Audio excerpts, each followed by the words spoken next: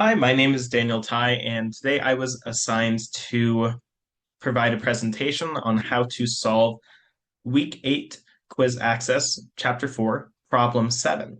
So for this problem, we are journalizing closing entries. What this means is that we are essentially returning all temporary accounts to zero for the new accounting period.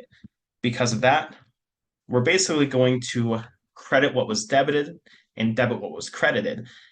And then for whatever we debited or credited in each individual journal entry worksheet, we're going to provide the opposite action for the associated account.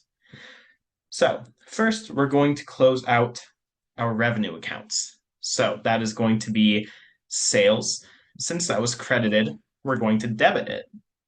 So let's put debit sales.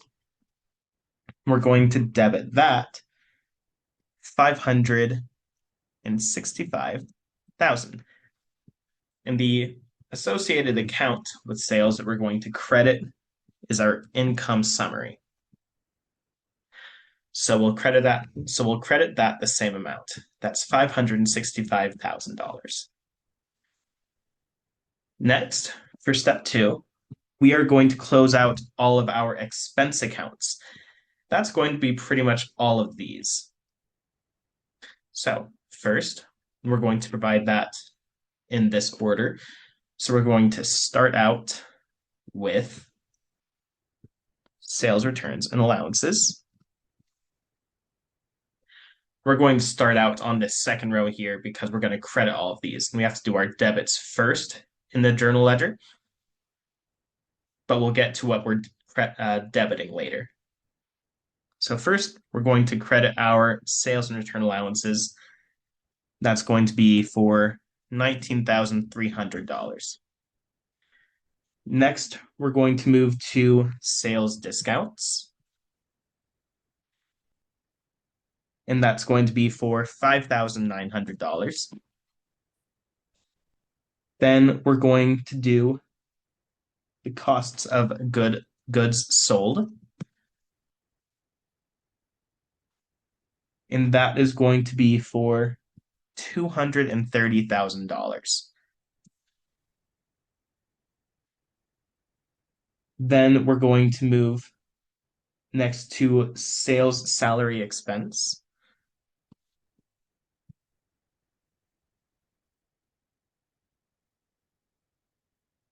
And that is going to be $57,000.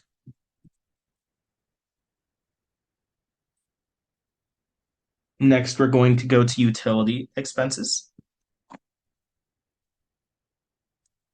Credit that for $40,500. Next, we're going to go to selling expenses.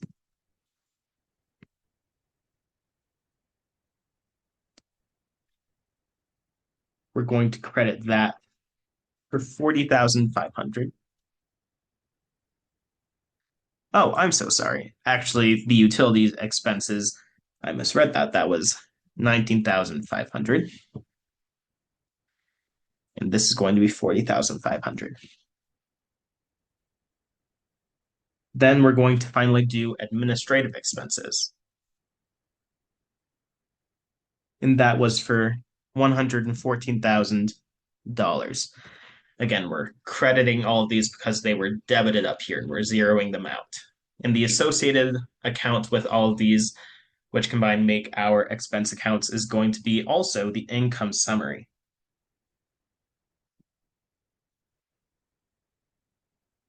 It's going to be the additive of all of these, and that is going to be $486,200. Next, we're going to close our income summary to retained earnings.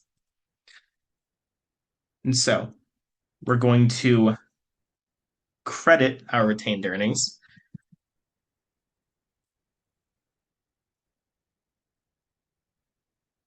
And the way that we're going to find that is we're going to subtract our income summary from step 2 from our sales in step one. Basically, expenses are going to be subtracted from our revenue, which is sales.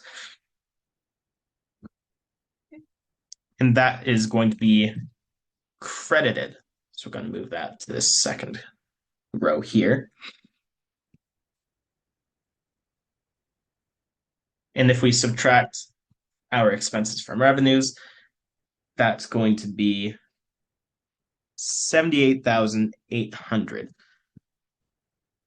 And what we're going to debit to make it balance the associated account is also the income summary. That's going to be edited unequivalent amount in the opposite direction, being debiting. Next, for step 4, we're going to close out dividends to retained earnings. So retained earnings is going to go up here this time. And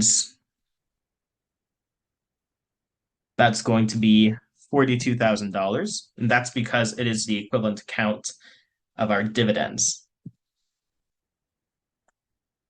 And our dividends, we can see up here, was debited, so we're crediting it down here, which is why we are debiting retained earnings up here, is because it's the associated account. And so everything is all matching. If we check our work, we can see that this answer is complete and correct.